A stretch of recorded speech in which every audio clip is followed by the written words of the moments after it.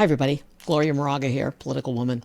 It's Wednesday, August 13th, 2025. So much going on. But I thought that I would just focus down and post the early days, Trump Epstein.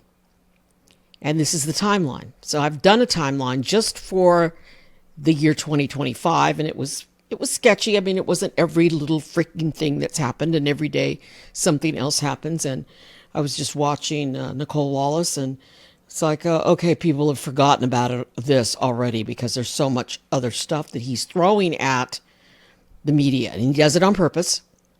He does it on purpose so that we'll forget what he's most concerned about. And this is what he's most concerned about. So I'm going to take us back. And I'm getting a lot of information from the New York Times and other articles. And I will absolutely quote who I'm getting it from as I go along. So starting in the 1980s to the early 2000s, Trump and Epstein were friendly. Trump and Epstein were close. They hung around a lot. They partied a lot. All of the horrible hairdos and the outfits from the 1980s are there in some of the photos that we have of Trump and Epstein. And now, according to Trump, he and Epstein were friends for more than a decade, beginning in the 80s. And here's a quote. "I've known Jeff for 15 years. Terrific guy," Trump told New York Magazine in 2002. So this is a quote. "He's a lot of fun to be with. It's even said that he likes beautiful women as much as I do, and many of them are on the younger side. No doubt about it, Jeffrey enjoys his social life." In 1992, this is a quote, Trump threw a raucous party with NFL cheerleaders at his Mar-a-Lago estate in Florida. NBC footage shows pictures, videos of the party of Trump socializing with Epstein. That's in 92. 1997, Trump and Epstein attend a Victoria's Secret Angels party together in New York. 1993 to 1997, Trump flies on Epstein's private jet 7 times. So 93 to 97, 7 times on that jet. During the time they were friends, Trump's name appeared 7 times on the flight logs. And if they release the files, this is all going to be in there. But, you know, I'm thinking they're never going to release the files as long as Trump's alive. And I only say as long as he's alive because he's getting old. And as I used to tell my ex-husband, and he hated it when I said it, we're all going to die.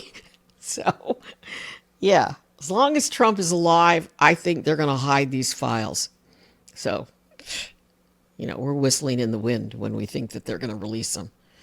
So back to the timeline. Trump flew on Mr. Epstein's jets 4 times in 1993, once in 1994, once in 1995, and once in 1997, according to flight logs released as evidence in Maxwell's trial. Maxwell, my last podcast, or one just recently, was about her and all her crimes, all her horrible, horrific crimes against young women. She is now eligible for work release. A convicted sex offender, it's unheard of, eligible for work freaking release. What is she going to do? This woman who's never had a job. She never had a job. Her dad was a millionaire. You know, she grew up on yachts. She went from her daddy taking care of her to her and Epstein and her trafficking young girls for him and getting paid all kinds of money by him and by these nasty men. 2000, Mar-a-Lago plays a role in the Epstein case. Mar-a-Lago, Trump's private club, played a key role in allegations against Epstein and Maxwell. Virginia Guthrie, a victim of Epstein's sex trafficking ring, said she was, quote, passed around like a platter of fruit as a teenager to rich and powerful predators, and she was recruited into Mr. Epstein's employment while at Mar-a-Lago, according to her account. And then later, and I'll get to that in a minute, Trump admitted that one of the reasons he and Epstein broke up was because he was stealing his staff. And it may have been Virginia Guthrie and others. 2004, Trump and Epstein have a falling out over a property fight. Now, this was reported earlier, but then later Trump has kind of poo-pooed that and said, oh no, it wasn't that. It was that he was stealing my stuff. But I'll just read. Quote, 2 years after Trump called Epstein a terrific guy, the two men became rivals over an oceanfront Palm Beach mansion that had fallen into foreclosure. In a power struggle detailed by the Washington Post, Trump ultimately outbid Epstein for the property. And that, some say, was why Epstein stopped being friends with Trump. So Epstein broke up. Epstein ended the bromance. Not long after the property auction, police in Palm Beach fielded a tip that young women had been observed going in and out of Epstein's home. So Epstein stopped talking to Trump. Trump tattled on him and called the police, which is good. I mean, let's lock up all the sex offenders. All right, back to the timeline. A few months after that, it's March 2005, and police receive a complaint from a woman who said her teenage stepdaughter had been paid by Epstein to give him a massage while she was undressed. And that is according to a police report. That led to an investigation that later identified at least a dozen victims. Police began investigating in earnest after the family of a 14-year-old girl, 14 years old, reported she was also molested at the mansion. And then multiple underage girls, many of them high school students, would later tell police Epstein hired them to give sexual massages. 2006, Palm Beach police officials signed paperwork to charge Epstein with multiple counts of unlawful sex with a minor. But the county's top prosecutor, State Attorney Barry Krishker, takes the unusual step of sending the case to a grand jury. July 2006, Epstein is arrested after a grand jury indicts him on a single count, one count, of soliciting prostitution. The relatively minor charge draws almost immediate attention from critics, including Palm Beach police leaders who assail the attorney, Barry Krishker, whatever his name is, publicly, and accuse him of giving Epstein special treatment. So that is when the FBI begins an investigation. So then 2007, federal prosecutors prepare an indictment against Epstein. But for a year, Epstein's lawyers engage in talks with the U.S. attorney in Miami, Alexander Acosta, about a plea bargain that would allow Epstein to avoid federal prosecution. Epstein's lawyers decry his accusers as unreliable witnesses. They're children! Sorry, I don't mean to yell. June 2008, Epstein pleads guilty to state charges, one count of soliciting prostitution and one count of soliciting prostitution from someone under the age of 18. He is sentenced to 18 months in jail. Under a secret agreement, the U.S. Attorney's Office agrees not to prosecute Epstein for federal crimes. Epstein serves most of his sentence in a work release program. Now, that's what they're promising to give Maxwell. That allows him to leave jail during the day to go to his office. Then he returns at night. July 2009, Epstein is released from jail. For the next decade, multiple women who say they were Epstein's victims wage a legal fight to get his federal prosecution agreement voided and to hold him and others liable for abuse. One of Epstein's accusers, Virginia Guthrie, says in her lawsuits that starting when she was 17, Epstein and his girlfriend, Ghislaine Maxwell, set up sexual encounters with royalty, politicians, academics, businessmen, and other rich and powerful men, including Britain's Prince Andrew. Now, all of those men deny the allegations. November 2018, the Miami Herald revisits the handling of the Epstein case in a series of stories focusing on the role of Acosta, that scumbag, who by this point is President Trump's labor secretary.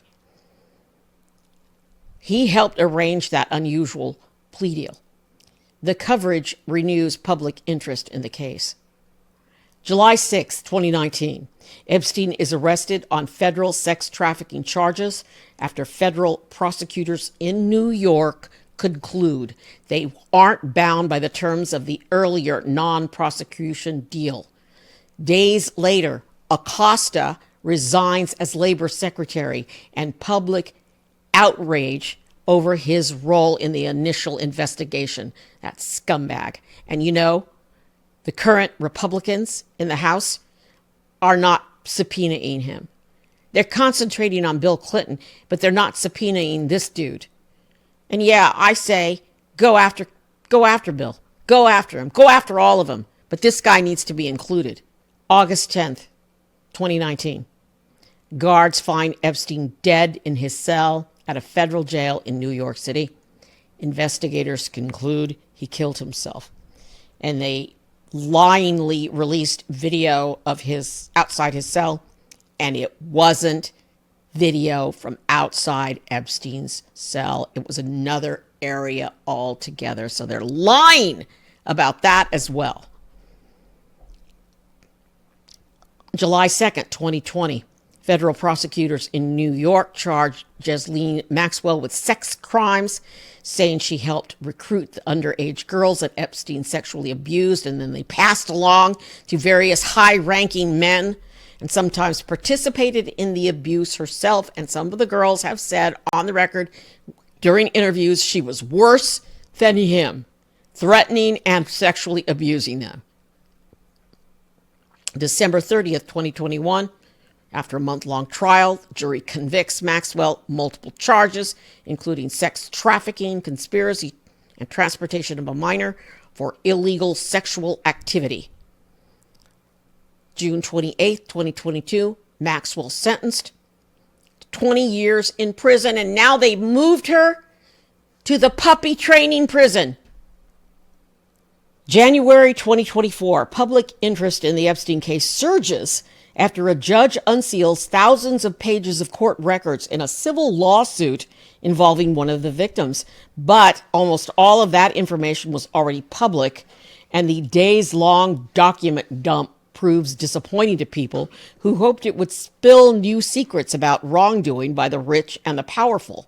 But that document dump fuels demands for even more records to be made public.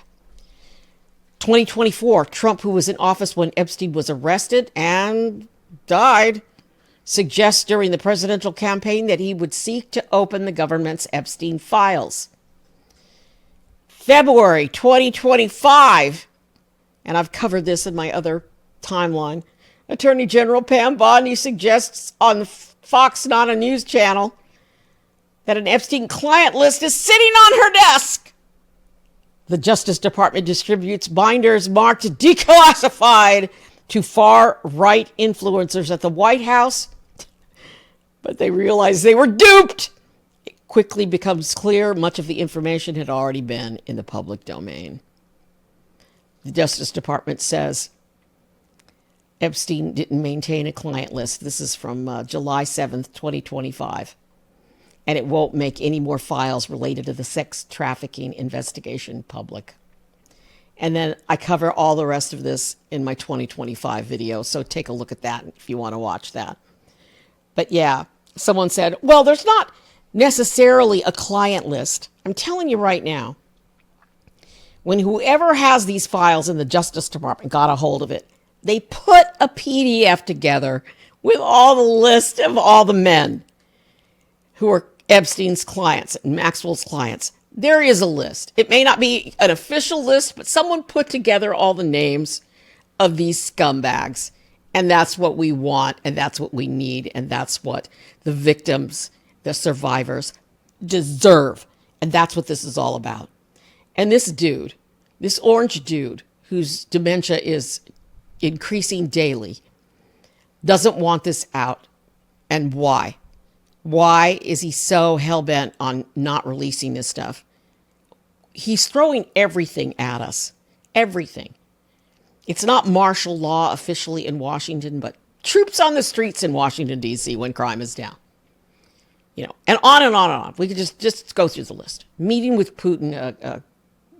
I'm going to have that video coming up next. It's just amazing. So yes, I get comments on my videos when I do an Epstein video. It's like, Epstein, Epstein, Epstein. It's like, because it's important. Because it's important to hold these men accountable. Whoever it is. Whoever it is, whoever did this, they deserve to be brought to justice for the victims. I'm Gloria Moraga, political woman. That's the timeline. Trump, Epstein, from the early days up to 2025. Please subscribe. Please follow me. I need your support, want your support. We've got to gear up. We're gearing up for 2026. Please subscribe. I'm Gloria Moraga, political woman. Be safe.